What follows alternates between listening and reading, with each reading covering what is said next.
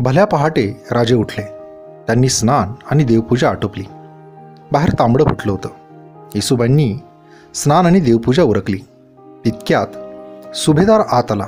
राजांना सांगू लागला, राजे, बाहेर पालखी, मेना, भोई सारं तयार आहे. शंभूराजांनी काळजीनं ओढलेला येसूबाईंचा चेहरा बघितला. तसं ते बोलले, महाराणी, आपण इतक्या चिंताग्रस्त का दिसता? आपण पुढे निघा. आम्ही पाठोपाठ धावत्या घोड्यावर नेऊ. राजे, आजचा दिवस अशुभ वाटतोय. नका थांबू इथं.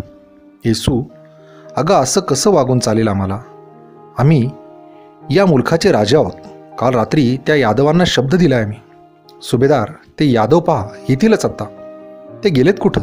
सुभेदार सांगू लागले, राजे, काल रात्रीपासून ते यादव बंधू देवडीवर ठाण मांडून बसले आहेत भूतांच्या दूतासारखे. ऐकलंस येसू? अगं टाहो फोडून रडणाऱ्या लेकराकडे पाठ फिरून माता पुढे जाऊ शकत नाही आणि दारात न्याय मागण्यासाठी उभे असलेल्या रयतेला ओलांडून राजा पुढे जाऊ शकत नाही. सुभेदार पुढच्या वर्दीसाठी बाहेर निघून गेला. येसूबाईंच्या पाठोपाठ शंभूराजे आतल्या दालनात आले. मात्र येसूबाईंच्या हृदयातला काळजीचा थेंब त्यांना स्वस्थ बसू देईना. त्यांनी आवेगाने बाजूच्या खांबावर हात ठेवला. त्या मुसमुसू लागल्या. ते दृश्य पाहून राजांना आश्चर्य वाटले. ते महाराणींच्या जवळ जाताच येसूबाईंनी त्यांना मिठी मारली. वेलीने वृक्षाला घट्ट विळखा घालावा तशी. शंभूराजे काही न बोलता येसूबाईंच्या डोक्यावरून हात फिरू लागले. येसूबाईंची समजूत घालत मध्येच त्यांची गंमत उडवत शंभूराजे बोलले, अख्खा महाराष्ट्र आपल्या करड्या शिस्तीच्या धाकाखाली ठेवणारी आमची महाराणी एखाद्या सामान्य घरेलू स्त्रीसारखी वागू शकते? कुठे गेला तो तुमचा धाक, दरारा, ती शिस्त? शंभूराजे ऐकायला तयार नव्हते. न्याहारीपर्यंत न्यायदान आटोपतो आणि लगेच पाठोपाठ निघतो, असा राजांनी येसूबाईंना शब्द दिला. बाहेर निघायची तयारी झाल्याचे पुन्हा एकदा सुभेदारांनी येऊन सांगितले. तेव्हा शंभूराजे येसूबाईंना बोलले, तुमच्या पालखी मेण्यांसोबत 800 घोडी निघतील. इतकी कशाला? मग आपणासोबत कोण आहे? येसूबाई बोलल्या, 400 घोडा आहे आमच्याबरोबर. नको नको, राजांचं संरक्षण महत्त्वाचं. नको येसू, अगं त्या दुर्गाबाईंच्या आणि राणूच्या आठवणींचे निखारे जन्मभर जाळत राहिलेत आम्हाला. उगाच तुम्हावर कोणते अरिष्ट नको. आपण असे करू, मिळूनच जाऊ. नको नको, तुम्ही तडक पुढे निघा. अंतःपुरात दुसरे कोणी नव्हते. येसूबाईंनी शंभूराजांच्या पायावर आपले डोके ठेवले. तिथे आसमानची उष्ण फुले वाहिली. त्यांची ती अवस्था पाहून शंभूराजांनाही भरून आले. त्यांनी आपल्या लाडक्या महाराणीला वात्सल्याने पोटाशी धरले. राजांच्या त्या घट्ट आणि उबदार मिठीमध्ये येसूबाईंना आपल्या पिताजी म्हणजेच पिलाजीरावांचीच याद झाली. येसूबाईंच्या डोळ्यातले अश्रू हलक्या बोटाने पुसत शंभूराजे हसून बोलले, एवढाही भरोसा राहिला नाही तुझा कोणावर आता? सह्याद्रीचं हिरवं रान, ही तांबडी माती ह्या शिवपुत्र संभाजीला दगाफटका करेल असं वाटतं की काय तुला? उशीर खूप होत होता. बाहेर उजाडले होते. सूर्यकिरणे फाकण्यापूर्वीच संगमेश्वर पार करून बाहेर पडायला हवे होते. दारात 15-20 पालख्या आणि मेणे तयार होते. काही दासी सोबत होत्या. राजांना पुन्हा एकदा मुजरा करून येसूबाई आपल्या शाही मेण्यामध्ये बसल्या. चंदनी महिरप असलेल्या खिडकीतून त्या बाहेर पाहू लागल्या. वाड्याच्या पायरीवर शंभूराजे उभे होते. राजांना दंडवत करून भोयांनी मेना उचलला. तितक्यात शंभूराजे धीम्या सुरात गरजले, थांबा. राजे ताडताड चालत मेन्याजवळ आले. येसूबाईंनी विचारले, काय स्वामी? महाराणी, चिंता करू नका. दुपारी तुमची पालखी चिपळुणात वशिष्ठी नदीच्या काठी पोहोचेल आणि तुम्ही तिथल्या आमराईत दशमीचा घास तोंडात टाकण्यापूर्वी आम्ही धावत्या घोड्यावरून तिथं हजर राहू. राजांच्या भरोशानं त्या वियोगाच्या वेळी येसूबाई गोड हसल्या. तेव्हा शंभूराजे म्हणाले, परवा रायगडाच्या पायथ्याशी आपण पोचू. तेव्हा एक महत्त्वाची गोष्ट आपण करा. कोणती? प्रवेशद्वारातील चित्त दरवाजाचा पाषाणी उंबरठा लागलाच निरखून ठेवा. कशासाठी? येत्या काही दिवसात आम्ही नक्कीच फत्ते होणार आहोत. तो औरंगजेब कुठून कुठे सापडेलच. मला औरंग्याची मुंडी छाटून ती त्या उंबरठ्यात गाडायची आहे. भल्याच सकाळी वाड्यातल्या सदरेवर सुरुवात झाली. राजे 1-2 तासांसाठी इथे थांबणार होते. ते समजल्यावर संताजी, धनाजी, कवी कलश आणि खंडो बल्लाळांची पावले तिथे रेंगाळली. राजे बाहेर पडले की आपणही निघायचे असा त्यांनी विचार केला. त्याच दरम्यान रंगनाथ स्वामी आणि कवी कलश यांचे रात्रीपासून धार्मिक बाबींवर संभाषण सुरू होते. अनेक धार्मिक विधी उपचारांवर खल सुरू होता. दोघांनाही शंभूराजांची खूप चिंता होती. सकाळी लख्ख उजाडले. गावातले नित्याचे व्यवहार सुरू झाले. मात्र वाड्याच्या आतली फेब्रुवारीची थंडी हटली नव्हती. त्यामुळेच राजांनी बाहेरच्या बागेमध्ये उघड्यावर दरखास्ती ऐकायचा निर्णय घेतला. सेवकांनी तिकडे तात्काळ लोड आणि तक्क्यांची व्यवस्था केली. एका बाजूने कोवळी सूर्यकिरणे उंच झाडांतून खाली पाझरू लागली होती. आजूबाजूने पाडसांसारखा खेळ खेळू लागली होती. तर पाठीमागच्या शास्त्री नदीतून धुक्याचे लोट आभाळाच्या दिशेने सरकत होते. बागेमध्ये शंभूराजांनी न्यायदानाचं काम सुरू केलं. खंडो बल्लाळांची लेखणी झरझर चालत होती. राजे न्यायदानात गुंतल्याच्या वेळेचा फायदा कविराजांनी घ्यायचं ठरवलं. स्वामीजी आणि कवी कलश शास्त्री नदीच्या पात्रात उतरले. राजांना सुख लाभावे, त्यांचे कल्याण व्हावे यासाठी ते देवदेवतांना आळवीत होते. हरजोजी आणि गिरजोजी हे दोन्ही यादवबंधू स्वभावाने खूप चिकट होते. दोघेही आपापल्या कैफती मांडत होते. शंभूराजे मधूनच ऊन आणि वक्त वाढत चालल्याचे पाहून बेचैन होत होते. मुद्द्याचे तेवढे बोला, उगाच शब्द बंबाळपणा नको, असे ते यादवबंधूंना सुनावत होते. परंतु तरी यादवबंधू हटायला तयार नव्हते. त्यांची फिर्याद ऐकण्यात जवळपास 2.25 तास गेले. राजांनी फिर्याद ऐकली आणि तोंडी निकाल खंडो बल्लाळांना सांगितला. इतर गोरगरिबांच्या तक्रारी काही खूप मोठ्या नव्हत्या. त्या फिर्यादींनाही अर्ध्या तासात उरकायचे शंभूराजांनी ठरवले. मात्र आता त्यांना वाढत्या उन्हाचा धाक खूपच जाणवू लागला. सकाळी 9चा सुमार असावा. एका फाटक्या गरिबाची अर्जी ऐकण्यात राजे मग्न होते. इतक्यात कोणाच्या तरी पोटात भाल्याचे पाते घुसाविणे त्यांनी किंचाळत टाव फोडावा तशा दूरवरून आरोळ्या ऐकू येऊ लागल्या. राजे राजे, घात झाला, घात झाला. त्या आवाजाबरोबर शंभूराजांचे मन चरकले. बाजूची तलवार आपल्या हाती घेत ते धाडकन उठून उभे राहिले. दारात गडबड उडाली. बागेतला गोंधळ ऐकून कवी कलशही वाऱ्याच्या वेगाने नदीची दरड चढून वर आले. तोवर घामाने थपथपलेला एक हरकारा शंभूराजांच्या पुढ्यात येऊन उभा राहिला. त्याच्या मांडीखालच्या घोड्याची अतिश्रमाने लाळ गळत होती. त्याच्या पायाची ढोपरे दगडधोंड्यातून प्रवास करून फुटली होती. तो केविलवाण्या सुरात ओरडून सांगू लागला, राजे, वैरी संगमेश्वरावर चालून येतोय. राजे, किमान 600-700 स्वारांचा लोंढा या डोळ्यांनी बघितलाय.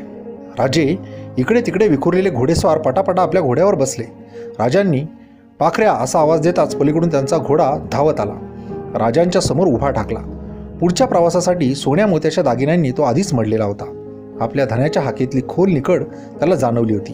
राजांनी त्याच्या पाठीवर गडबडीत थाप मारली आणि ते झटकन घोड्यावर स्वार झाले. रणांगणाला सामोरे जाण्यासाठी कवी कलश केव्हाच सिद्ध झाले होते. वृद्ध म्हाळोजी घोरपड्यांच्या डोळ्यात आत्ताच आग पेटली होती. त्यांनी गडबडीने तळ हातावर तंबाखू चोळली आणि तिची बुकणी दाढेखाली धरली. हातातल्या जमदाड्याचे चमचमते पाते त्यांनी हवेत उंचावले. आहे त्या 400-500 घोड्यांसह बचावात्मक पवित्रा कसा घ्यायचा याचे नियोजन शंभूराजे गडबडीने करू लागले. तितक्यात समोरच्या हिरव्या झाडांच्या पाठीमागून आरोळ्या ऐकू येऊ लागल्या. अल्लाहू अकबर, अल्लाहू अकबर, दीन दीन. आणि पाठोपाठ मोगलांची घोडी डोळ्यांसमोर दिसू लागली. त्याबरोबर म्हाळोजी घोरपडे बेंबीच्या देठापासून ओरडले, हर हर महादेव. त्या पाठोपाठ धनाजी आणि संताजी सारख्या तरण्या पोरांनी गर्जना केली, शिवाजी महाराज की जय, संभाजी महाराज की जय. घोड्यांना घोडी भिडली. तलवारीची पाती एकमेकांवर खणखणू लागली. घोडी खिंकाळू लागली. माणसे धुंद झाली. रुंदाड पाठीच्या एका उंच घोड्यावर मुकर्रब खान बसला होता. त्याच्या अंगावर कातडी झका होता. गेल्या 3-4 दिवसांच्या प्रवासाने तो पुरता आंबून गेला होता. मात्र लढाईच्या टिपीर घाईत त्याने शंभूराजांना पाहिले. तसा त्यांच्या अंगामध्ये भयंकर चेव चढला. या एका शंभूराजाला मारणे किंवा धरणे या एकाच आकांक्षेने गेल्या कित्येक दिवसात तो पिसाटून गेला होता. बघता बघता मोगलांनी शंभूराजांच्या वाड्याला आणि समोरच्या परिसराला वेढा दिला. काहीजण नदीच्या अंगाला धावले. वैऱ्याने तिकडची वाट कोंडून टाकली. सुरुवातीपासूनच मोगलांचा खूप जोर होता. शत्रूचा किमान 1000-1200 घोडा होता. त्यांच्या चौफेर गर्दीमध्ये शंभूराजांचे मध्येच अडकलेले सुमारे 450 घोडेस्वार अगदीच केविलवाणे दिसू लागले. एवढ्या वर्षांचा दीर्घ ससेमिरा मोगलांच्या लाखो सैनिकांच्या हानीनंतर, अफाट प्रयत्न आणि जीव घेण्या मानसिक दगदगीनंतर अप्राप्य असा संभाजी सापडतोय, घात अपघातानं अचानक हाती लागतोय, या केवळ कल्पनेनंच शत्रूला भयंकर चेव चढला होता. सपासप तलवारी चालवत ते सैनिक शंभूराजांच्या दिशेने धाव घेत होते. आरंभी तरी महापुराच्या रोंघावत्या लोंढ्यात एखादी गळंकी नाव अडकावी तशी मराठ्यांची फौज दिसत होती. धनाजी, संताजी आणि खंडो बल्लाळाला तर भयंकर चेव चढला. त्यांनी हातातले भाले सरसावले. मराठ्यांच्या घोड्या शत्रूच्या घोड्यांच्या अंगावर आदळू लागले. पाठोपाठ धरा, हाणा, चेचा, ठेचा असे जोरकस शब्द रणावर लहानसारखे फुटू लागले. काही मराठे बाजूच्या झाडांचा आडोसा घेऊन सपासप भाले मारू लागले. त्यांच्या केवळ ओरडण्याने आपल्या राजाला वाचवण्याच्या आवेशाने मराठ्यांचा इतका मोठा दंगा आरोळ्या सुरू झाल्या की आहे त्यापेक्षा दुप्पट फौज झाडीत लपल्याचे मुकर्रब खानाला वाटू लागले. परंतु आपल्या प्राणाची पर्वा न करता मुकर्रब खान शंभू राजांच्या दिशेने धावू लागला. एकावेळी 50-60 पठाणांनी राजांच्या भोवती कडे करून धाव घेतली. बऱ्याच दिवसात राजेही असा रणरंग खेळले नव्हते. शंभू राजांच्या मजबूत हातातील जमदाडा खूप धारदार होता. आपली सर्व ताकद एकवटून ते तलवारबाजी करत होते. दिवाळीमध्ये स्वतः जळत धुमसत आपल्या भोवतीस ठिंग्यांची बरसात करत फिरणाऱ्या भुईचक्रासारखे राजे जागेवरच गरगर फिरत होते. आपला घोडा नाचवत होते. मात्र शंभू राजांच्या मदतीला धनाजी, संताजी आणि खंडो बल्लाळ एकाच वेळी जोरकसपणे पुढे धावले. त्या तिघांनी तडाखेबंद तलवारबाजी करत शत्रूच्या चालून आलेल्या घोड्यांवर आपली घोडी आदळली. तितक्यात नदीच्या अंगाने मागून काही पठाण शंभू राजांवर धावून आले. त्यांचा समाचार घेण्यासाठी शंभूराजे तिकडे वळले. ते बेसावत कधी होतात याची संधी मुकर्रबचे डोळे शोधत होते. आपल्या हातातली अतिशय तीक्ष्ण हैदराबादी तलवार घेऊन तर शंभूराजांच्या दिशेने धावला. राजे घोड्यावर पाठमोरे होते. मुकर्रब खानाने आपल्या घोड्याला जोरदार टाच मारली आणि स्वतःचा घोडा सरळ शंभूराजांच्या घोड्यावर घातला. त्याच्या हातातले तलवारीचे पाते विलक्षण चमकले. किमान एका घावात संभाजीराजेंच्या बावट्यापासून एका हाताचा लचका सहज तोडून घेऊ केवळ ह्याच आकांक्षेने त्याची तलवार वेगाने पुढे धावली होती. परंतु तेवढा चमत्कार झाला. शंभूराजांच्या पाठीत अगर दंडावर तलवारीचे पाते रुतण्याआधीच कोणीतरी मध्येच मुसंडी मारली. आपल्या घोड्यावरून शंभूराजांच्या घोड्यावर उडी घेत राजांना आडोसा तयार केला. तसे खानाच्या तलवारीचे पाते त्या व्यक्तीच्या खांद्यात कचकन घुसले. हाडांचा बुकरा करत तिथेच रुतून बसले. आजूबाजूला गरम रक्ताच्या चिळकांड्या उडाल्या. शंभूराजांचा मखमली अंगरखाई गरम रक्ताने माखून गेला. मात्र राजांचे प्राण बचावण्यासाठी कुर्बानी करणारी ती जाडजूड व्यक्ती मध्येच घोड्यावरून खाली आदळली. शंभूराजांनी गरकन घोडा पाठीमागे वळून खाली रक्ताची आंघोळ करण्यात त्या वीराकडे पाहिले. ते सेनापती म्हाळोजी घोरपडे होते. म्हाळोजी बापा कामी येताच मराठे द्वेषाने पुरते पेटून उठले. संताजीलाही आपल्या बापाच्या कलेवराकडे पाहायला उसंत नव्हती. तो स्वतः धनाजी, खंडोबल्लाळ सारे जीवाच्या जोराने जंग करू लागले. तेवढ्यात कोणीतरी मुकर्रब खानाच्या घोड्याच्या मागच्या मांडीच्या फऱ्यावर जमदाड्याचा जोरदार वार केला. पायाच्या शिरा तुटताच घोडा मोठ्याने खिंकाळला आणि बगलेवर जाऊन कोसळला. घोड्याखाली सापडून खानाची दामटी व्हायच्या आधीच गडबडीने त्याने दुसऱ्या बाजूला उडी ठोकली. मुकर्रबला प्रत्यक्ष कोणी याआधी पाहिले नव्हते, परंतु त्याच्या साजीवरून आणि आविर्भावावरून तोच मोगलांचा सरदार असल्याचे दिसत होते. शत्रूचा म्होरक्याच बिन घोड्याचा झाला हे लक्षात येताच मराठे जीवाच्या जोराने त्याच्याकडे धावू लागले. मोगलांचा जोरही दांडगा होता. दोन्ही बाजूचे वीर अशा नेटाने एकमेकांच्या मानेवर तलवारी हाणत होते.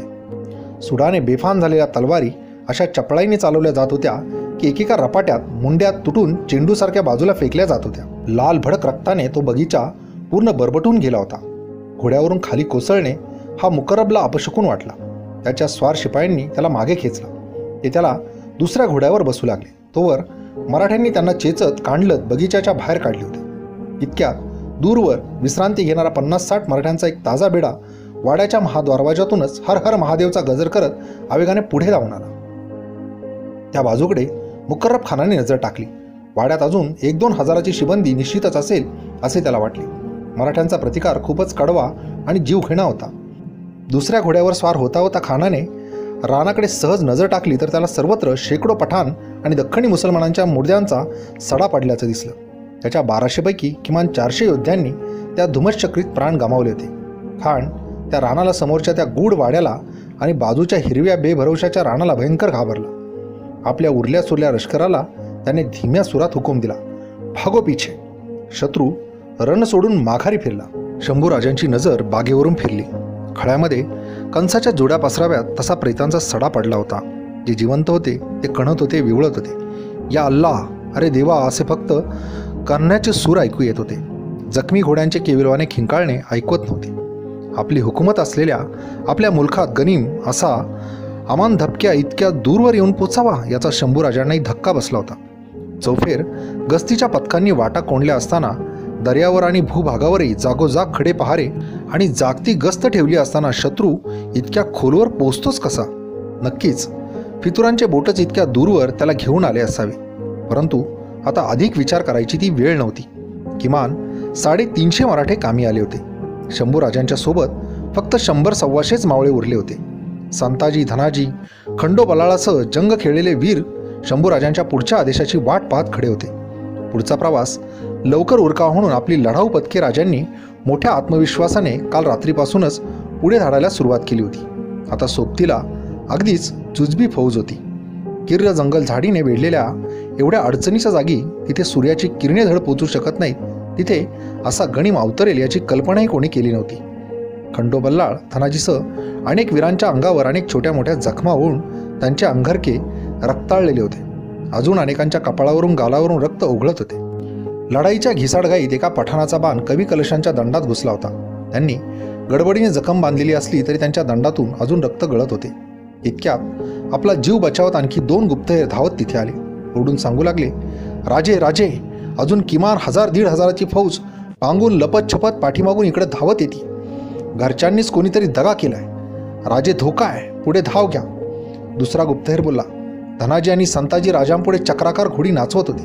दोघांनी किमान प्रत्येकी 5-50 गणिमांचे प्राण घेतले होते. त्यांच्या हातातल्या नंग्या तलवारीतून अद्यापी रक्त गळत होते. तोंडावर पैरणीवर रक्ताचे डाग होते. खंडो बल्लाळांच्या डोळ्यात सुद्धा रक्ताची कारंजी दिसत होती. सारेच जण ओढू लागले, महाराज हुकुम, महाराज हुकुम. शंभूराजांनी क्षणभर डोळे मिटले, देवाचे स्मरण केले.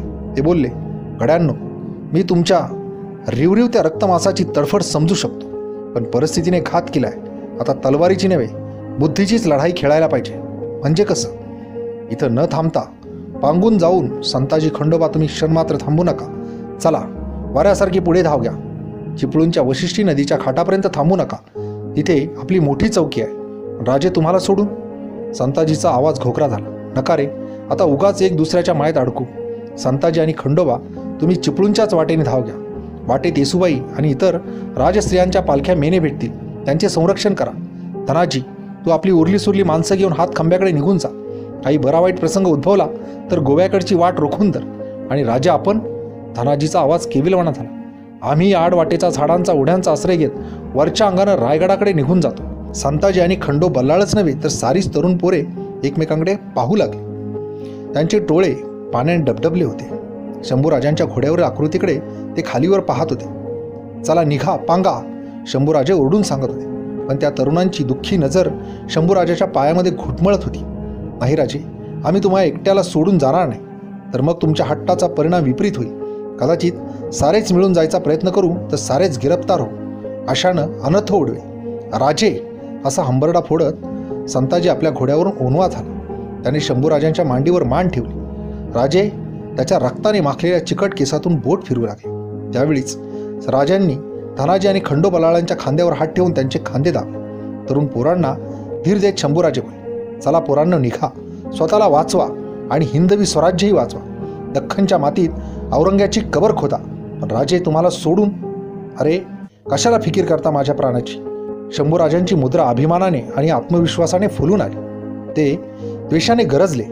आईच्या स्तनाला लुसणाऱ्या बाळाला त्याच्या मातेपासून दूर करणं जितकं अवघड, तितकंच सह्याद्रीच्या मांडीवर खेळणाऱ्या या शंभूला दूर कोणी ओढून नेणं महाअवघड. जा पुढं, अगदी निर्धास्त जा. संभाजीराजे आणि कवी कलश दोघेही भरधाव वेगाने घोडी फेकत होते. पाण्यातून वाळूतून ती जनावरे जीवाच्या जोराने पुढे धाव घेत होती. कवी कलशांच्या हाताला अतिशय तीव्र वेदना होत होत्या. रक्ताची धार थांबत नव्हती. आपल्या प्राणप्रिय राजाला गुंतवून टाकणे जीवाला बरे वाटत नव्हते. राजांनी आपल्यासोबत फक्त 15 घोडेस्वार घेतले होते. राजांना न भूतो न भविष्यती अशा अचानक उद्भवलेल्या या महासंकटाला गुंगारा द्यायचा होता. गडिमाने भरलेल्या आणि भारलेल्या या रानातून प्रथम जीवानिशी बाहेर पडायचे होते. कवी कलश घोडा फेकता फेकता कळवळून ओढले, राजन, आप आगे जाइए. जीव वाचवा, राज्य वाचवा, माझी फिकीर करू नका, मला इथेच थांबू द्या. कविराजांच्या काळ्या करवंदी आभाळासारखा भरून आलेला चेहरा शंभूराजांनी पाहिला. परंतु त्याही स्थितीत ते त्यांची मन धरणी करत त्यांना बेपर्वाईच्या सुरात बोलले, नाही कविराज, हे शक्य नाही. राजद्वारे स्मशानेच यतिष्ठती स बांधवा. जो दरबारात आणि स्मशानातही संगत सोबत करतो त्यालाच खरा मित्र म्हणतात. चला, काळजी नका करू. नावडी बंदरापासून घोडा फेकत जवळपास 2 कोसांचा अंतर दौडून ते पुढे आले होते. शंभूराजांचे लक्ष उजव्या हाताकडे गेले. समोरच्या झाडीत नदी तीरावरचा सरदेसायांचा वाडा दिसत होता. उजव्या हाताची मंदिरे आणि हिरव्या झाडीत अर्धवट लपलेले त्यांचे कळस सारे काही चिडीचूप भासत होते. पाण्यात पाय ठेवून बसलेल्या वाटसरूसारख्या काठावरच्या दगडी पायऱ्या दिसत होत्या. राजांनी कचकन लगाम देऊन आपला घोडा थांबवला. गरकन पाठीमागे शास्त्री नदीच्या पात्राकडे पाहिले. पात्रातली वाळू सकाळच्या उन्हात चमचमत होती. मध्येच पाण्याचे छोटेसे प्रवाह आणि रेताड दृष्टीस पडत होते. नावाडीकडे अचानक झालेल्या हमल्याचा इकडे कसब्याकडे फारसा सुगावा लागल्याचं दिसत नव्हतं. त्यातच वेदनेने तडफडणारा रक्ताळलेला हात कवी कलशांनी आपल्या छातीजवळ दाबून धरलेला. शंभूराजांनी क्षणभर विचार केला. वाटेत अन्य कुठे थांबण्याऐवजी इथेच वेशांतर आणि दिशांतर करणे योग्य ठरणार होते. अन्यथा तसेच पुढे धावल्यास राजवस्त्रांवरून आणि अंगावरच्या दागदागिन्यांवरून घात व्हायची शक्यता होती. राजांनी आपला घोडा पटकन उजव्या बाजूच्या जाळवंडात नेला. बाकीच्या सोबत्यांची घोडी आत आडोशाला घोडली. राजांनी पाखऱ्या घोड्याच्या गळातला सारा साज जवळजवळ ओरबाडूनच काढला.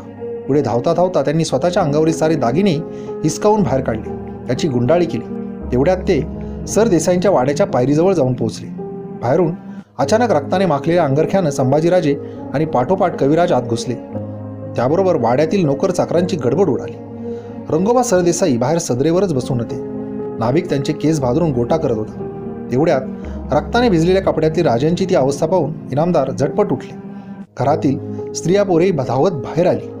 निश्चितच काहीतरी घात झाला होता. घाला आला होता. राजे, हे काय झालं? असं कसं झालं? काय करू? बोला राजे, घाबरून रंगोबाने विचारले. गोंधळू नका, पण आवरा पटकन. कविराजांचा हात बांधा. आम्हाला पुढं धाव घ्यायची आहे, राजे बोलले. अजिबात वेळ न दवडता राजे स्वतः समोरच्या नाभिकासमोर बसले. त्यांनी खून केली. न्हाव्याने लागलेच त्यांचे सुंदर मुलायम रेशमी केस आणि टोकदार निमुळती दाढी भादरायला सुरुवात केली. इनामदारांच्या नोकरांनी परसातली ओल्या वेळची कामटे काढली. त्याच्यावरचा बारीक लव असलेला पांढरा केस काढून तर कविराजांच्या जखमेत भरला. वरून कामटांच्या पट्ट्या बांधून जखम घट्ट बांधली. सफाचट डोई दाढी केलेल्या शंभूराजांची गोरी मुद्रा एखाद्या योग्यासारखी दिसत होती. रंगोबांची म्हातारी आई कृष्णाबाई पुढे धावत आली. राजांवर काही भयानक प्रसंग ओढवल्याचं सर्वांनाच जाणवलं होतं. रंगोबांची सत्तरीतली माता उंच शिळशिळीत होती. त्यांच्या गोऱ्यापान सुरकुतलेल्या चर्येकडे पाहता शंभूराजांना आपल्या जिजाऊ साहेबांची आठवण झाली. त्यांनी हातातील पाचूच्या माळा त्या मातेच्या हवाली केल्या. तोच कृष्णाबाईंनी घाईवरून शंभूराजांना मिठी मारली. वाड्यामध्ये एकच हाहाकार उडाला होता. बाहेरच्या नदीकाठी झाडोऱ्यात ती 15-16 घोडी उभी होती. पुढची दौड दीर्घ आणि जोखमीची होती. यापुढे पुन्हा कुठे आणि कधी थांबायचे कोणास ठाऊक. जेवढे पाणी आत्ताच पिऊन घेता येईल तेवढे घ्यावे आणि पुढच्या दौडीस तयार राहावं, असा त्या मुख्या जीवाने विचार केला. वेळच्या दाटीतून पाखरांनी आजूबाजूला नजर टाकली. मागे पुढे इकडे तिकडे चीट पाखरूही दिसत नव्हते. तसा तो तहानलेला घोडा पुढे सरकला. हळूच पाण्यामध्ये पुढचे 2 पाय रोवून पाठ वाकवत ओणवा होऊन पाणी पिऊ लागला. त्याच्यासोबत इतर घोडी पुढे सरकली आणि त्यांनी समोरच्या निवळशंख पाण्याला तोंडे लावली. पाणी पिता पिता थोड्या वेळाने पाण्याची नजर समोरच्या डोहाकडे लागली. पाण्यामध्ये कुणाची तरी रंगीबेरंगी हलत्या झुलत्या आकृत्या त्याला दिसल्या. त्याबरोबर ते हुशार जनावर बिचकलं. त्याने कान टवकारत सरळ मान वर काढून समोरच्या काठाकडे पाहिले. पलीकडच्या वाळूत दबकत लपत छपत संभाजीराजांचा माग काढत वैऱ्याचं एक पथक येऊन पोहोचलं होतं. पुढच्या वाळूत अतिशय घाबरलेला गणोजी शिर्के उभा होता. बाप दाखव नाहीतर श्राद्ध घाल अशा तोऱ्यात त्याला बोकोटीला खेचून मुकरब खान तेथे घेऊन आला होता.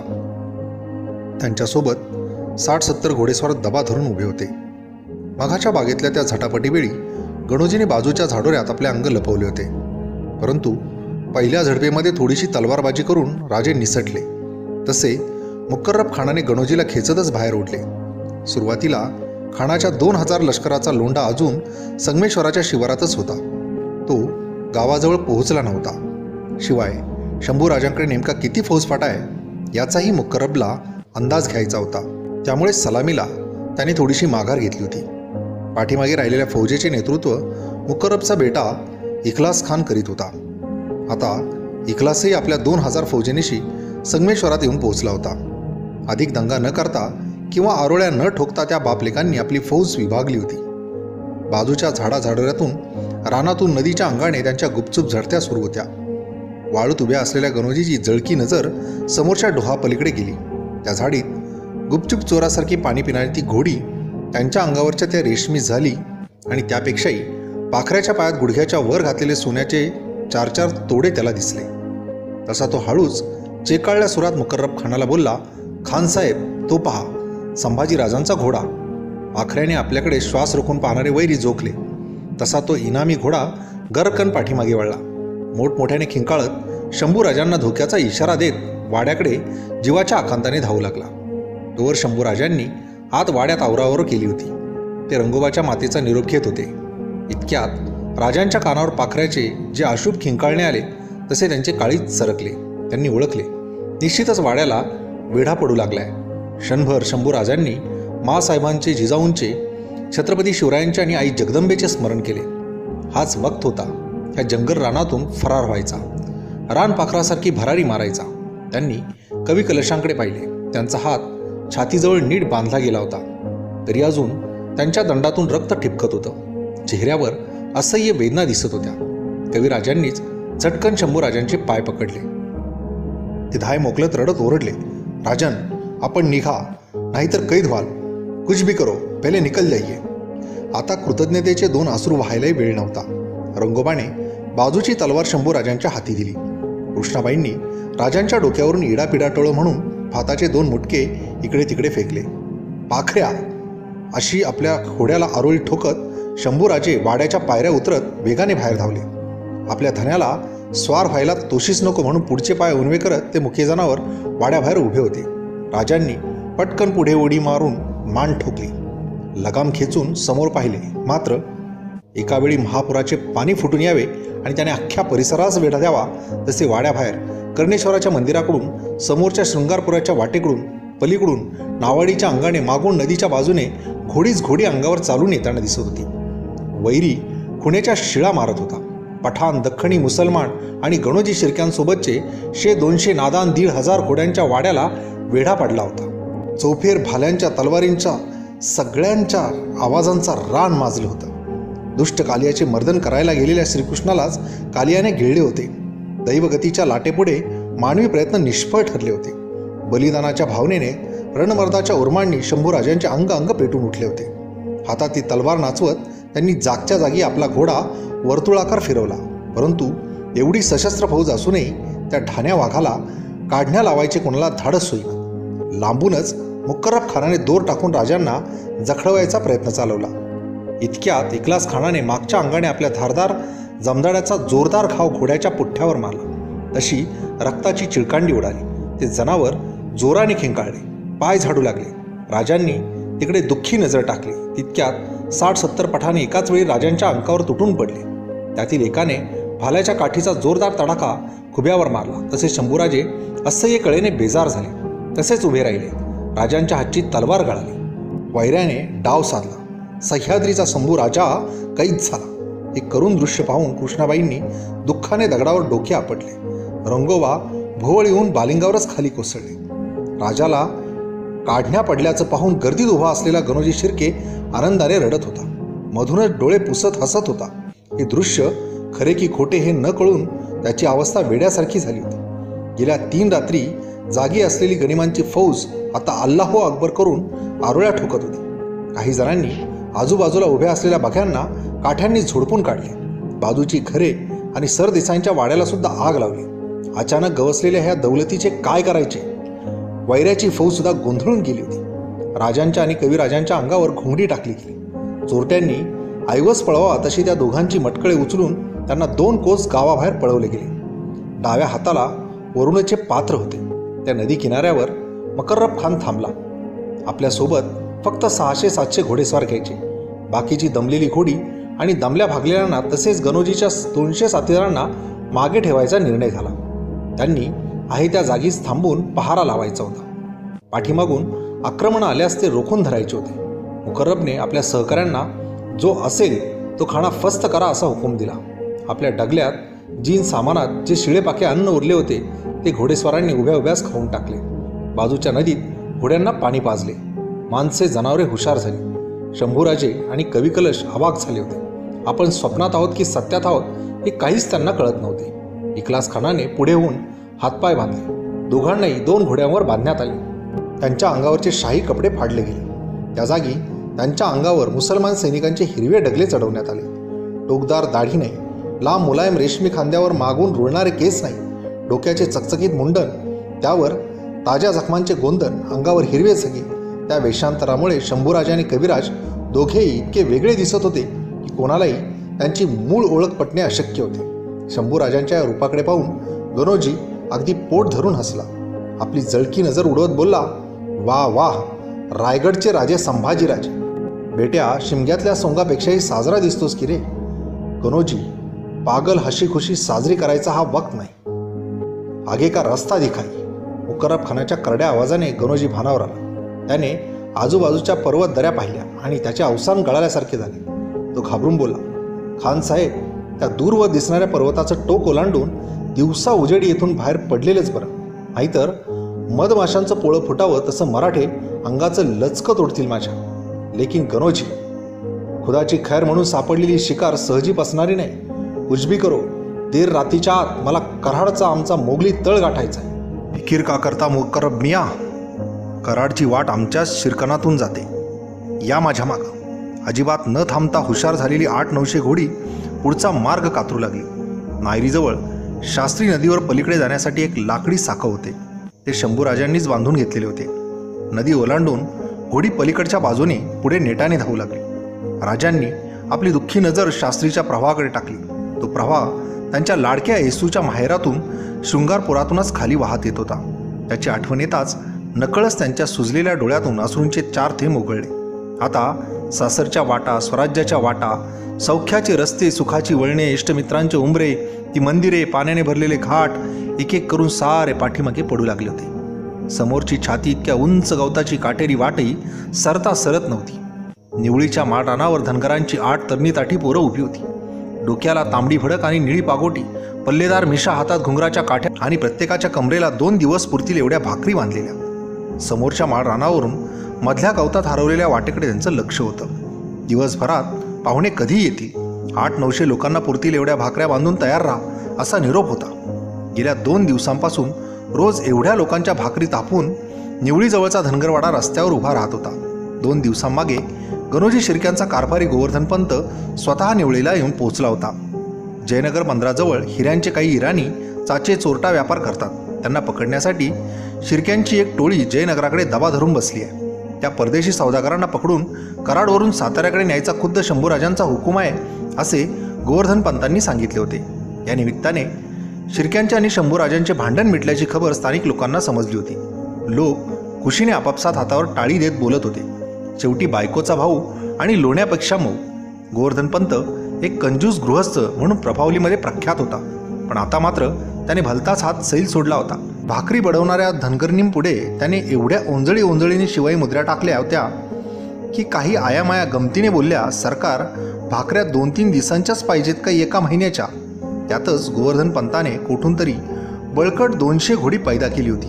तीही निवळीच्या मूळ ओढ्याजवळ आत आडोशाला झाडाला आणून बांधली होती. बहुतेक मोठी शिकार असणार याचा गावकऱ्यांना अंदाज आला होता. धनगरांच्या तरण्याबांड 8 पोरांची निवड वाटाडे म्हणून करण्यात आली होती. तो जंगली घाट रस्ता खूपच अडचणीचा होता, धोक्याचा होता. किमान 8-10 काटक आणि धडधाकट माणसे एकत्र आल्याशिवाय त्या आड रानात कोणीही घुसायचे धाडस करत नसे. वाघांच्या डरकाळ्या ऐकू येत आणि रानडुकरांच्या कळपांना बगल देतच या घाटाने वर चढावे लागे. क्वचित कोणी व्यापारी 1000-500 बैलांच्या पाठीवरून या घाटाने माल घेऊन वर चढत आणि पलीकडे पाटण आणि कराडकडे निघून जात. घाबरलेले व्यापारी हा आडरस्ता परिचयाचा असूनही निवळीच्या आणि नेरदवाडीच्या पोरांना वाटाडे म्हणून सोबत घेत. मगच पुढची वाट धरत. कालपासून वाटाडे खोळंबून बसले होते. आयामाया पाठी भाकरी वडून येणाऱ्या पाहुण्यांची वाट बघत तिष्ठत बसल्या होत्या. बसल्या बसल्या पोरांच्या गमती चालल्या होत्या. गोवर्धनपंत हा घाट कधी चढून गेले आहेत का असे कोणीतरी गमतीने विचारले. तेव्हा दुसरा एक पोरगा हसत बोलला, पंतांचं सोडावं, पण त्या गणोजी शिर्क्यांच्या आजा पंजाने सुधीक हा घाट देखलेला नाही. दुपारचे ऊन टरटरू लागले. इतक्या उंच गवताच्या पोटातून एकावेळी 800-900 घोडी तिथे धावत आली. समोरच्या चढणीने सर्वांनाच घाम फुटला होता. गोवर्धनपंताने गडबड केली. ओढ्यातल्या 200 घोड्यांची दावी सोडली. तांडा बाहेर काढला.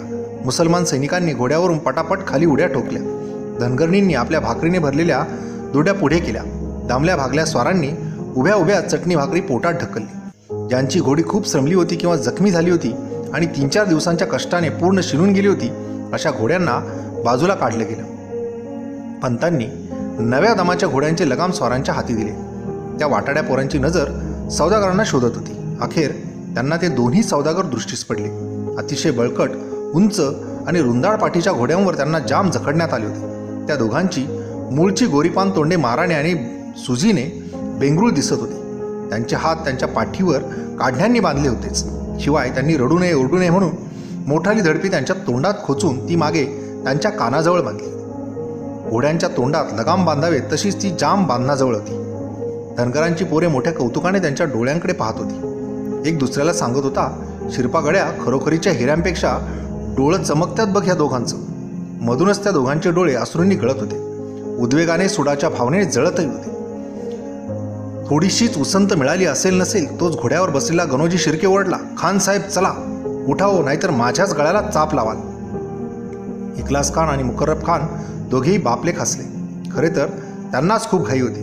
बघता बघता निवळीचे रान पाठीमागे टाकून घोडी नेरदवाडीच्या दिशेने झेपावू लागली. गणोजी इतकाच मुकर्रब खानही खूप धास्तावला होता. असे जंगली रान त्याने याआधी कधी पाहिले नव्हते. कमरे इतक्या उंच गवतात जेव्हा वारा शिरायचा आणि गवताचे रान हलायचे तेव्हा माळावर हत्तीच गडबडा लोळतायत असा भास व्हायचा. डाव्या बाजूच्या टेकडी पलीकडे शृंगारपूरचे रान होते. त्या बाजूचे उंच कडे, डोंगर आणि पर्वतराणी बघून मुकर्रब खानाला घाम फुटत होता. अचानक लांबून घोड्यांच्या टापांचे आवाज ऐकू येऊ लागले.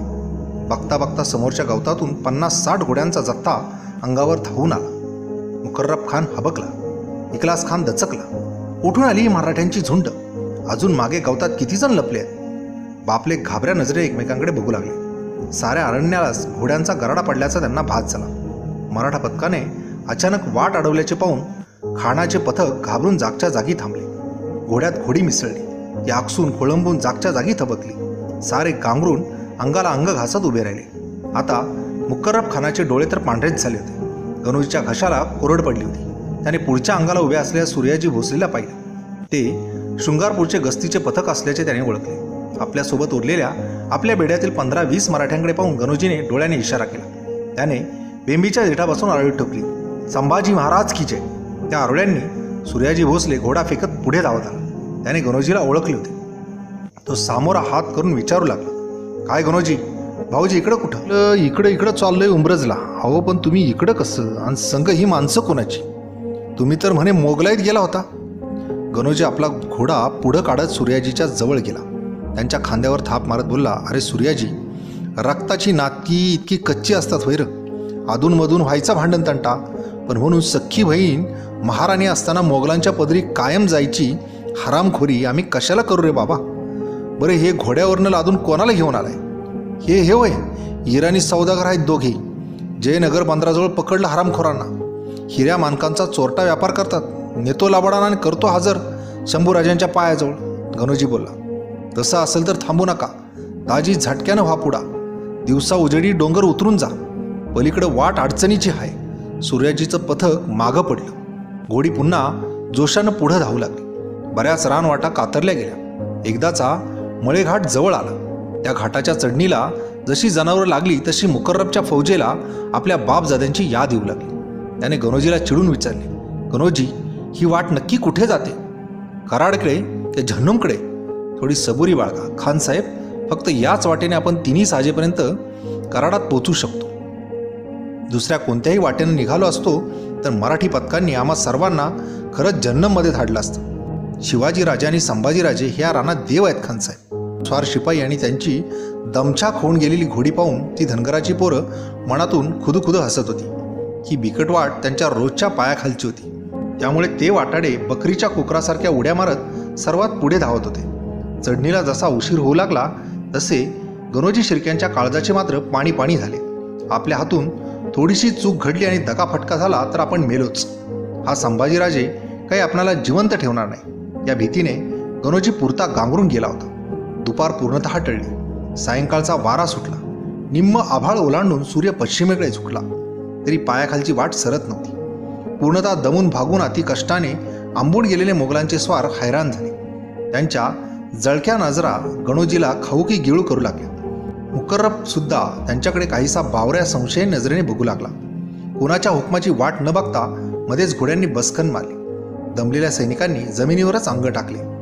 भिस्ती पाण्यानं भरलेल्या कातड्याच्या पिशव्या पथकातून फिरवू लागले. त्या संधीचा फायदा घेऊन गणोजीने मुकर्रब खानाला एका झाडाच्या बुंद्याआड बाजूला ओढले. तो हात जोडून खानाला विनंती करू लागला, सरकार कशालाही फुकटची बिलामत जित्ती ठेवता? उगाच दगाफटका व्हायचा. ऐका, नका जोखीम घेऊ. तो क्या करना चाहते हो? सरळ संभाजीराजांची आणि त्या कलुशाची आपण इथंच मुंडी कापू, ती सहज पळवत नेऊन बादशाला पेश करू. नाही, ये मुमकिन नाही, मुकर्रब गरजला. संभाजीराजाला जित्ता पकडून द्यायचा विडा मी पातशाजवळ उचललाय. खानसाहेब जिंदा काय आणि मुर्दा काय, कामाशी मतलब, वैतागून गणोजी सांगत होता. नाही गणोजी, गेल्या 8 वर्षात 5 लाखाची फौज जिथे थकली होती तिथे मुकर्रब खान नावाच्या दख्खणी मुसलमान सरदाराने कामगिरी फत्ते केली. माझा आलम दुनियेत कितना बडा नाम होगा. बादशाह तर खुशीने पागल होईल. पायाखालची विषारी वाट संपत आली. मळेघाटाच्या माथ्यावर मराठ्यांचं गस्ती पहाराचं शेवटचं ठाणं आहे याची पूर्ण कल्पना कविराजांना नव्हती. तोंडात लांब लचक धडप्याच्या सापत्या बांधल्या गेल्या होत्या, पण मगापासून कविराजांच्या दातांनाच बुद्धी फुटली होती.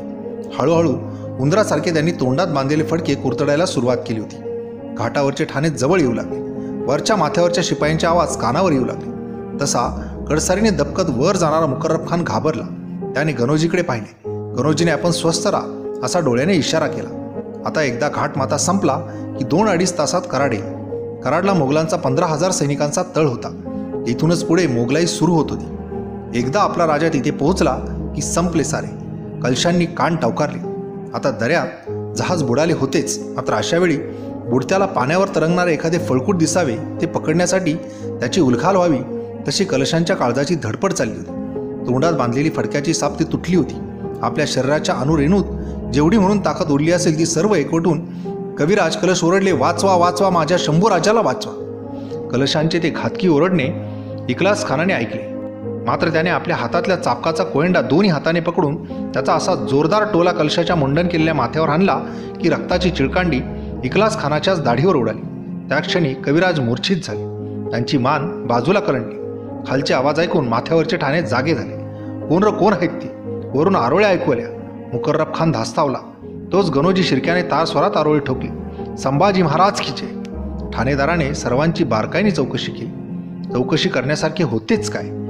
कनोजी राजे रायगडाच्या महाराणींचे येसुबाईंचे सख्खे थोरले बंधू होते.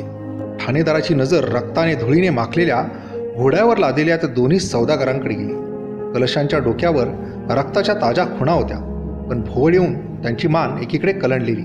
शंभूराजांच्या अंगावरचा मुसलमानी झका, मुंडन केलेली डोईदाढी, तिच्यावर साखळलेल्या रक्ताच्या अनेक निळसर खुणा, धूर्त गणोजीने वाटेत त्या दोघांच्या उरल्या सुरल्या भुवाई भादरून घेतल्या होत्या. शंभूराजे आपल्या मुलखाला ओळखत होते, पण त्यांच्या बेंगरूळ रूपाला, त्या सुजलेल्या सफाचट चेहऱ्याला कोणी ओळखू शकत नव्हतं. मग गणूभाऊजी, तुम्ही काय शंभूराजांकडे चाललात? ठाणेदाराने विचारले.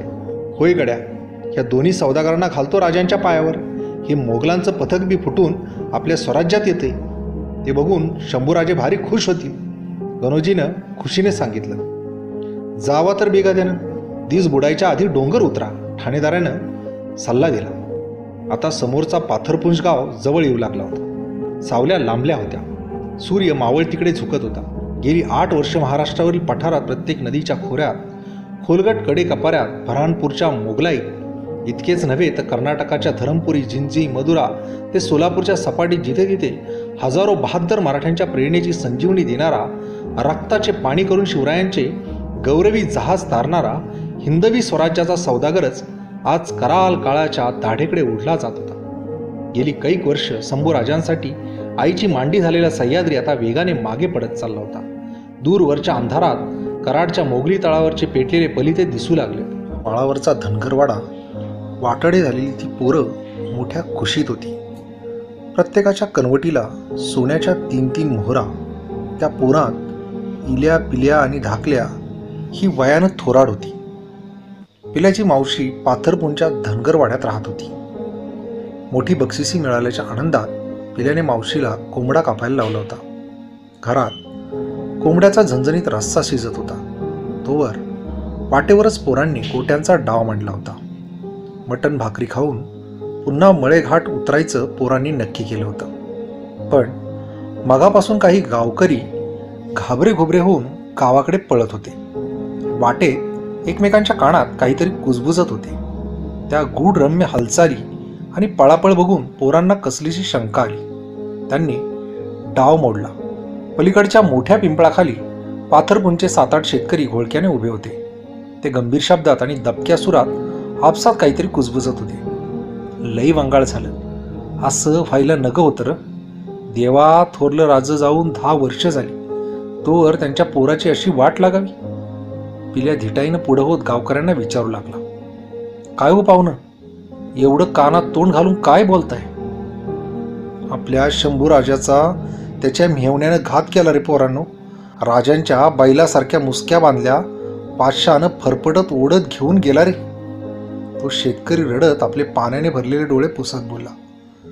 आज सांच्या पारी त्या नीच गणोजी शिर्क्यानं शंभू राजाला दगा फटका करून पकडून नेलं. दुपारी ह्याच वाटेनं गेले ते सारे. त्या शेतकऱ्याचे बोल कानावर पडले. मात्र तशी त्या धनगराच्या पोरांची तोंडे पांढरी फट पडली. कसा बसा धीर धरत धाकल्या ओरडला, काहीतरीच काय बोलताय राव, आम्ही दुपारी होतोच तिथं. गणोजी शंभूराजानं नव्हं, हिण्याच्या 2 सौदागारांना पकडून घेऊन शान गेलाय. गावकऱ्यांनी त्या पोरांकडे दुर्लक्ष केलं. मात्र त्यांचे गंभीर बोलणे सुरूच होते. ती भयंकर बातमी आजूबाजूच्या रानात वनव्यासारखी पसरत होती.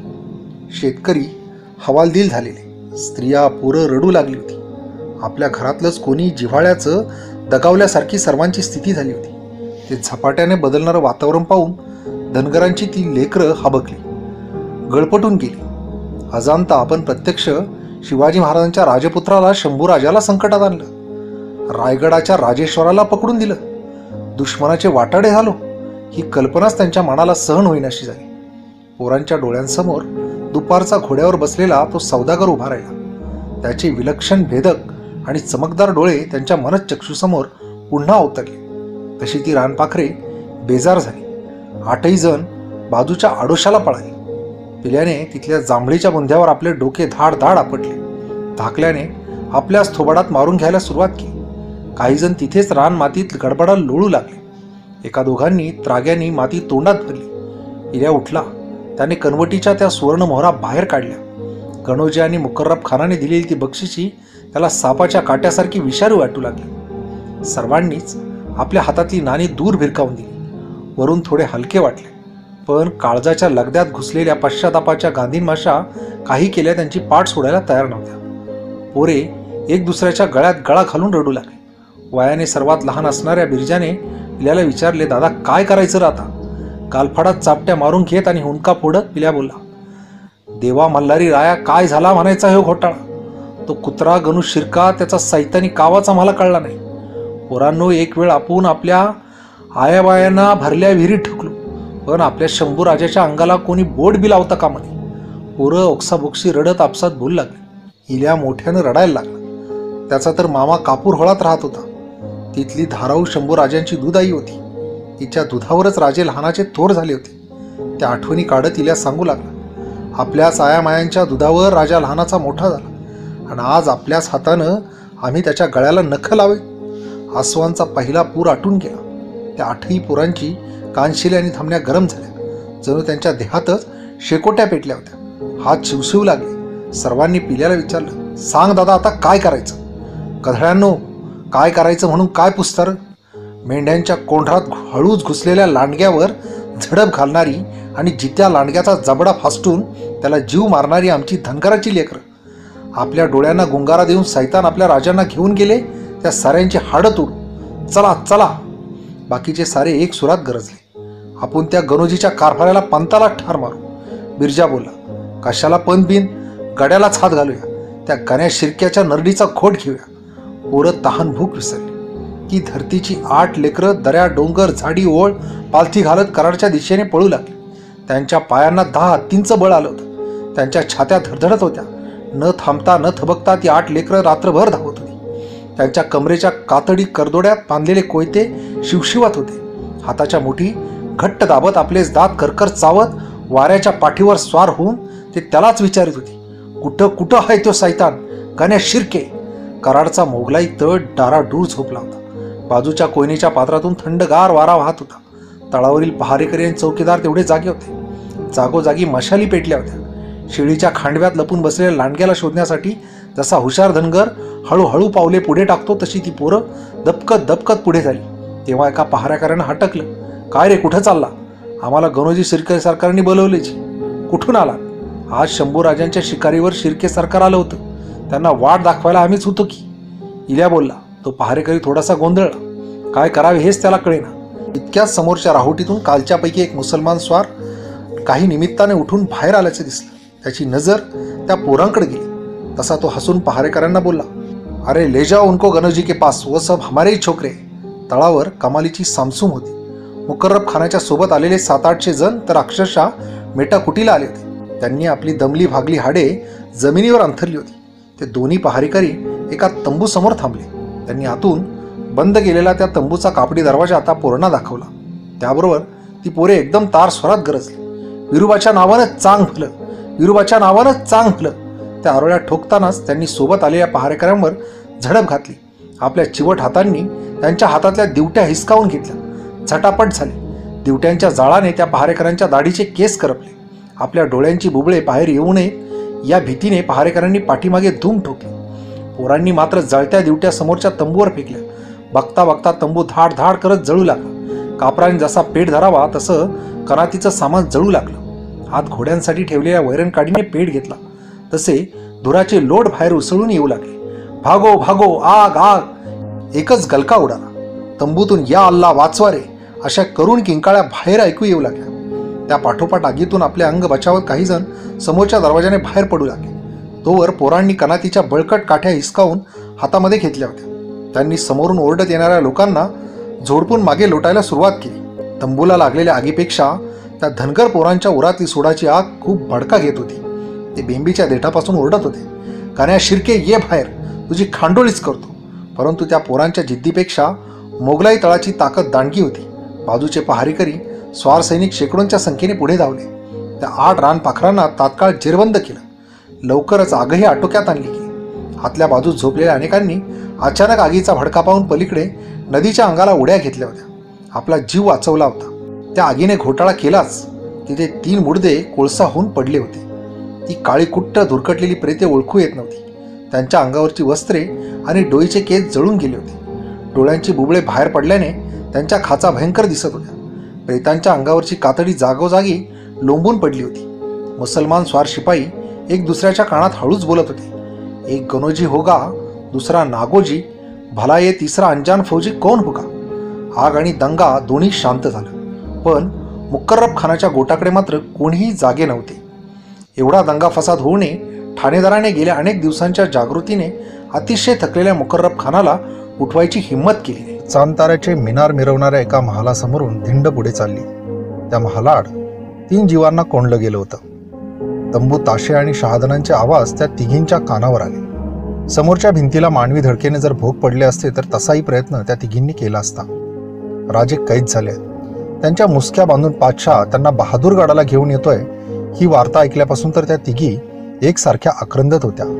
पातशहाच्या हुकमानुसार इखलास खान आणि हमुदुद्दीन खान राजांची आणि कविराजांची धिंड वाजवत दिवाने खासजवळ घेऊन आले.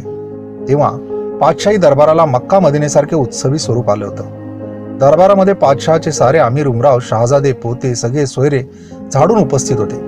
इतक्यात मुकर्रब खान, इखलास खान आणि बहादूर खान पातशहासमोर दाखल झाले.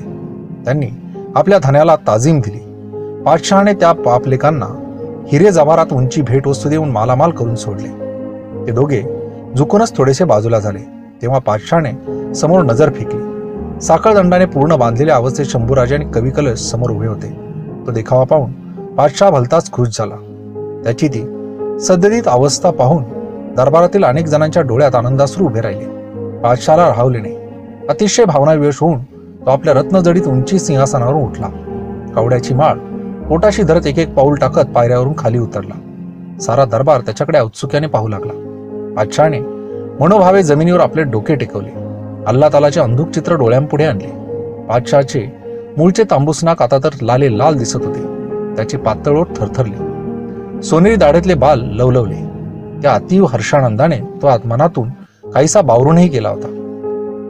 अल्लाह तालाची करुणा भागण्यासाठी भावनाविवश झालेल्या पातशहाला लोक प्रथमच पाहत होते. भर दरबारात आपल्या सिंहासनावरून पातशाह असा फक्त आणि फक्त एकदाच खाली उतरला होता. 16-17 वर्षांमागे जेव्हा शिवाजीराजांनी रायगडावर स्वतःचा राज्याभिषेक करून घेतल्याची खबर पातशाहला दरबारात प्रथम समजली होती, तेव्हा त्याला स्वतःची घृणा वाटली होती. शर्मेने शहारलेला पातशाह सिंहासनावरून रागाने ताडताड खाली आला होता. असा जमिनीवर झुकून उद्गारला होता, या अल्लाह, कितना है बुरा वक्त. कास्तकारांचे किसानांचे बच्चेही विडे खुरपी घेऊन रानात घास कापण्याऐवजी तख्तावर बसू लागले तर. आजही भर दरबारात पातशाह अत्यंत सद्गदित होऊन कृतज्ञतेने अल्लाचा धावा करत होता. सारा दरबार हिलावून गेला होता. जमिनीवर झुकलेल्या पातशाहला कवी कलशांनी पाहिलं तशी त्यांची नजर रुंदावली. साखळ दंडांनी बद्ध केलेल्या कवी कलशांची छाती अभिमानाने फुलून आली. त्यानंतर पातशाह एक एक पाऊल टाकत धीम्या गतीने त्या दोघा खतरनाक राजबंद्यांसमोर येऊन उभा राहिला. ते दोघेही औरंगजेबाच्या डोळ्याला डोळा देत जळजळीत कटाक्ष टाकत होते. अंगावर जखडून बांधलेल्या साखळदंडांची त्यांना पर्वाच नव्हती. ते पाहून इखलास खान ओरडला, संभा, पागल, तुझे जिंदगी प्यारी है या नहीं, बादशाह को ताजीम दो. पण दोघेही अनिच्छल नजरेने औरंगजेबाकडे पाहत उभे होते. बादशाह पुन्हा आपल्या सिंहासनाकडे वळला. तेव्हा फौलाद खान राजांवर आणि कवी राजांवर आसोडासारखा कडाडला. पागलो, बादशाह को सलाम करो, आपली जिंदगी बचा लो. परंतु ते दोघेही आपल्या वटारलेल्या डोळ्यांनी दरबाराकडे बघत होते. बादशाहचे सरदार सेवक त्यांना हाताने खुणावत होते, छुपे इशारे देत होते. न राहून फौलाद खान कलशांजवळ गेला. त्यांच्या दंडाला चिमटा घेत कडाडला, पागल, अपने बाप को सलाम कर. खानाचे शब्द कलशांच्या जिव्हारी लागले. कविराजांनी रागाने बेसावत खानाचा खुबा गवसून लाथ घातली तसा फौलाद खान दणकन पुढे तोंडावर कोसळला. त्या आवाजाने पातशाहने गरकन मागे वळून पाहिले. तेव्हा काहीच घडले नाही अशा अर्थाने आजिजीने हसत आपला झगाट झाडत फौलाद खान उभा होता. औरंगजेबाने जुल्फिकार खानाला जवळ बोलावले. सिंहासनाजवळ जुल्फिकार खान जाऊन खाली गुडघ्यावर बसला. बादशाहने त्याच्या कानामध्ये कोणती तरी महत्वाची गोष्ट सांगितली. तेव्हा जवामर्द खानाने अत्यंत आज्ञाधारकपणे मान हलवली आणि तो ताड ताड पावले टाकीत वेगाने दरबारातून निघून गेला. त्या दोन राजबंत्यांची रवानगी लागलीच बंदीखान्याकडे केली गेली. बहादूरगडावर शरबताच्या काहिलीच्या काहिलीरित्या होत होत्या. हिंदूंच्या दिवाळीला लाजवील अशी दिव्यांची आरास सुरू होती. आपणही दिल्लीकडे निघून जाऊ या केवळ कल्पनेनेच लाखो जीव खुश झाले. त्या खुशीच्या पोटामध्ये मात्र एक भीतीदायक सन्नाटा पसरला होता. मोगली आणि दख्खनी स्वार शिपाई एकमेकांच्या कानात कुजबुजत होते. शायद जहन्नमी संभाजी राजाची आजची ही रात अखेरची रात ठरणार. बिलकुल, क्यू नाही. दारासारख्या आपल्या सख्या भावाची खाली 2-3 दिवसातच पातशाहने मुंडी चाटली होती. बराबर आहे मी. याद आहे ना त्या गोखलाची, जो बगावतखोर जाट किसानांचा नेता. त्याला पकडून पातशाहनं त्याची बोटी बोटी करून त्याचे तुकडे बाहेर फेकून दिले. मथुरेतली मंदिरही बेचिराग केली होती. सच है भाईजान, किसी वक्त खुद अल्लाह ताला या काफरांना माफ करेल, पण औरंगजेब पातशाह बिलकुल नाही. जय जिजाऊ, जय शिवराय, जय शंभूराज.